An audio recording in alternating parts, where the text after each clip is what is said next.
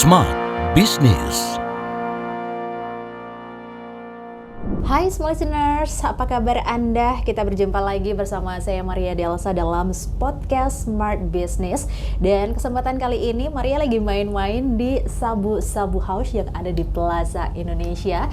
Tentunya ini ada di private room-nya ya. Dan sekarang Maria bersama dengan Mbak Maria Immaculata selaku Marketing Communication dari PT Sabu Sabu House. Apa kabar Mbak Maria? Baik, puji Tuhan. Kakak gimana? Kabar baik juga. Dan iya seperti yang tadi aku udah bilang, ini private room-nya ya? Yes, dari Sabu-Sabu. Private, dari beberapa private room, ini salah satu private room-nya. Ini sering banget nih ruangan favorit kita. Jadi banyak orang yang pakai ini untuk event-event private, kayak meeting, segala macem. Jadi ini bisa ada disekat juga, jadi bisa buka lebih luas kayak Oke. gitu. Dan untuk bisa ke private room ini apakah harus book dulu atau gimana? Oh iya dong, pasti harus booking. Harus Harus book booking dulu ya? dari jauh-jauh hari. Mungkin aku saranin H-3 kali ya, biar nggak berebut. Yes, okay. Biar nggak berebutan, jadi enak gitu sama customer-customeran. Karena kan banyak kayak perusahaan-perusahaan atau misalnya aku yang event-event kecil, jadi berebutan nih mau jadwalnya mau kapan gitu, mau sampai jam berapa. Kita harus booking dulu dari jauh hari, dan kita harus hubungin ke host kita di depan.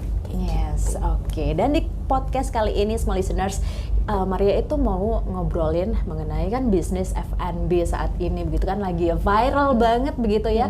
Tiba-tiba juga banyak influencer atau orang-orang yang tiba-tiba mendadak jadi reviewer gitu, reviewer makanan gitu. Nah, tapi tadi sebelum Maria kesini, Maria itu cek dulu Google reviewnya Sabu Sabu House ini 4,8 rate-nya. Dan ini artinya ini udah bintang 5 banget, udah masuk sedikit lagi gitu ya, udah perfect gitu. Artinya review-review yang Maria baca di Google ini juga reviewnya bagus-bagus gitu. Nah, tapi kalau Mbak Maria sendiri selaku marketing communication melihat fenomena yang lagi muncul nih, tiba-tiba banyak sekali orang-orang yang mendadak ahli jadi reviewer gitu.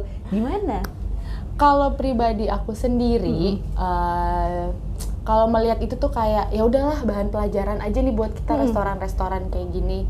Kita sebagai restoran yang udah cukup lama berdiri nih di sini, kita melihat juga review-review yang viral-viral kemarin tuh kan. Betul, ada tuh. Kemarin kita lihat aja, kita pelajari, kita ambil positifnya, negatifnya juga. Jadi kalau kayak misalnya ada salah kayak gini, kita harus lebih konsisten lagi, lebih perbaiki servisnya lagi, lebih perbaikin untuk manajemennya lagi, semuanya kita pilah-pilah lebih baik lagi.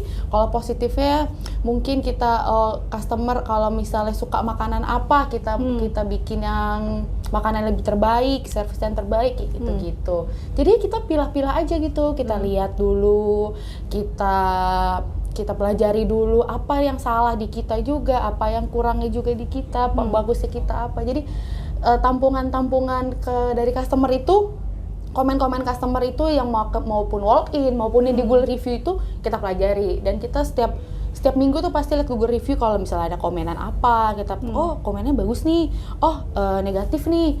Jadi kita langsung di hari itu kita eksekusi kayak gitu. Oke, berarti notice juga ya dari review-review yang masuk itu, dan langsung ada perbaikan gitu ya. Tapi kalau dari Sabu Sabu House sendiri, pernah nggak sih mengalami di review gitu tapi tanpa seizin? Kayak yang langsung review tapi bad review atau mungkin good review gitu, bagaimana tanggapannya? Itu sering banget terjadi kayak gitu. Kayak tiba-tiba ada customer yang kita nge-review bagus makanan, misalnya kan kita nih konsisten dengan daging, dagingnya 5/5 kayak gitu. Kayak kita happy gitu bacanya, kayak ternyata ada customer ya yang masih baik nih untuk nge-review kita tanpa kita minta, kayak gitu. Kita juga happy, customer juga happy juga dengan pelayanan kita. Jadi rata-rata customer yang datang dan nge-review itu biasanya tuh kayak, Mbak, makanannya enak ya, tetap konsisten ya, apalagi sausnya juga enak ya, kuahnya juga enak ya, nggak bikin kita aus. Karena jujur di Sabu Sabu House ini sendiri kita itu nggak pakai no micin. Bebas micin.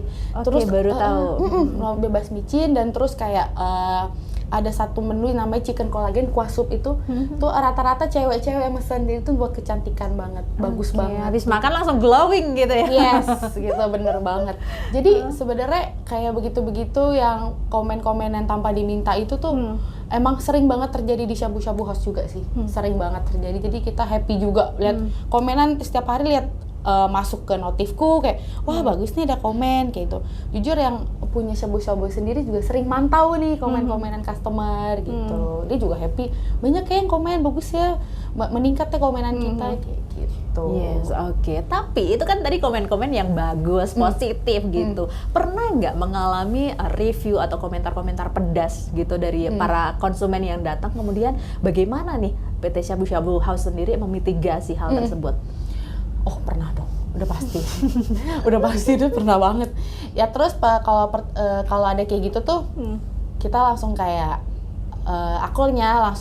langsung bikin, kadang ada yang by phone kayak gitu atau Google review bilang ini makanannya kurang atau apa, misalnya pelayanannya lama, mbaknya kayak gini. Yaudah kita langsung ngomong ke customer-nya, siapa sih nama customer-nya?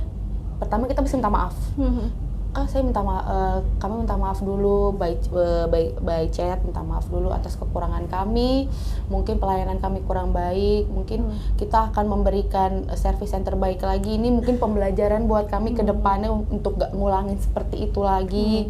Terus mungkin kita datangin lagi customernya gitu, kita hubungin. Biasanya sih aku tuh langsung minta nomor customernya, langsung eksekusi di hari itu, aku ngobrol baik-baik, aku telepon, kenapa Bu, Pak, Kak, ada masalah apa ya makanan di sini, kejadiannya hari apa, aku pilih-pilih, mungkin mereka jelasin pelan-pelan, aku dengerin sampai mereka ngomong, mereka ngobrol ke aku dengerin, oh iya baik, aku bilang oke, minta maaf segala macam, sampai emosinya reda, baru aku ngajak ngobrol, oke Bapak, Ibu, Kak, mungkin bisa datang lagi ke sini yang next time, hubungi aku lagi, nanti aku akan memberikan servis yang terbaik, biasanya kayak gitu.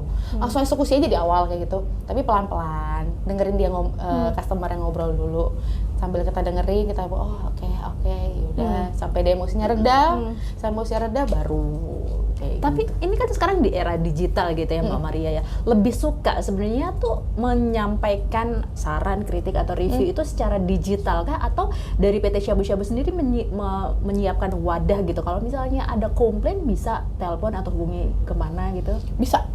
Bisa langsung ke aku. Jadi aku langsung kalau di Google review itu ada nomor aku.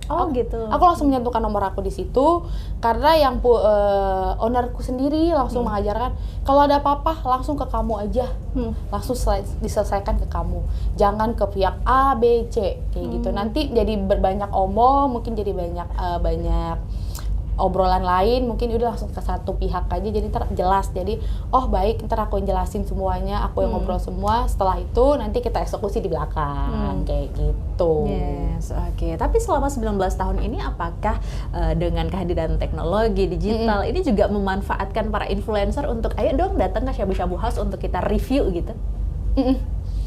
Oke. Harus dong kayak gitu, harus banget.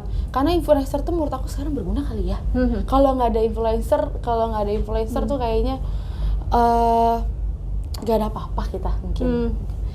Influencer tuh berarti membantu banget, sangat membantu banget. Aku juga happy juga influencer review tuh rata-rata nih, jujur review di sini mereka, Kak makanan enak banget. Bukan karena dibayar ya, tapi kayak emang truly gitu. Kak enak banget, jujur enak banget, dan porsinya banyak. Dan aku biasa untuk influencer sendiri, biasanya kalau datangin influencer sendiri tuh makanan pasti full di meja. Pasti full di meja, pasti mereka bilang, Kak banyak banget makanannya, makasih lo udah undang kami kayak gitu. Berguna sih untuk Shabu-Shabu sendiri juga. Tapi pernah dapat kritikan juga nggak dari para influencer gini? Oh pernah.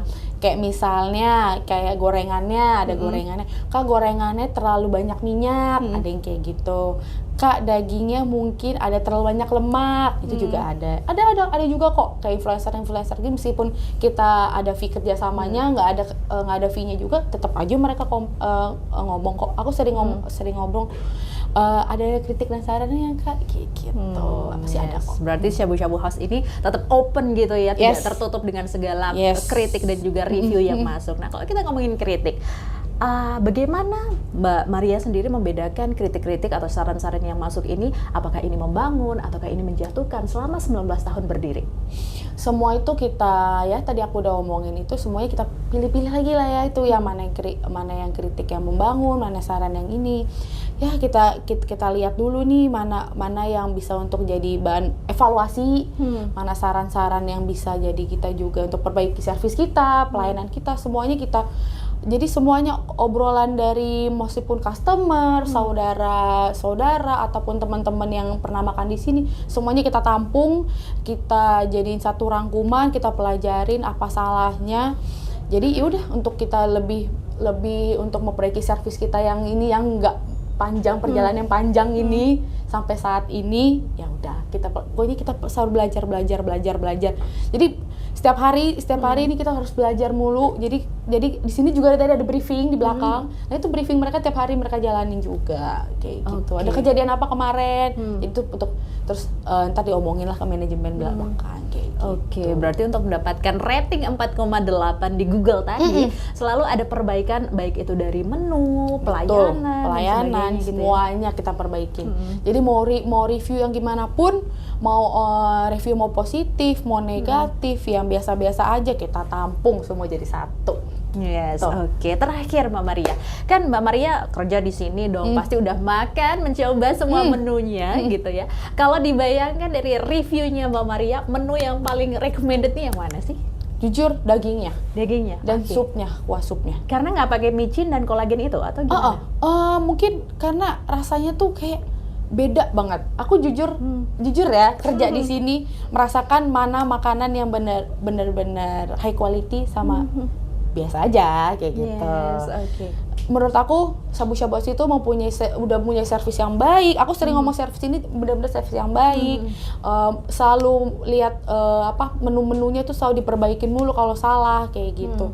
Jadi kalau misalnya ada misalnya kayak kuahnya kurang rasanya, kurang ini. Jadi kita tahu rasanya tuh kayak kurang apa ya kayak gitu. Karena rasanya itu selalu sama. Udah berjalan sampai 19 tahun, kuahnya nggak akan, resepnya itu tetap sama. Jadi tuh buat kuah dan daging itu best banget sih buat aku. Harus otentik. Bahan-bahannya pilihan banget ya untuk disajikan kepada konsumen. Benar, gitu ya. Pilihan banget. Oke, luar biasa. So, untuk Anda small listeners yang bingung gitu ya, mau makan bersama teman-teman atau keluarga, boleh booking di private room-nya. Ini karena ini kapasitasnya berapa Mbak Maria? Bisa untuk?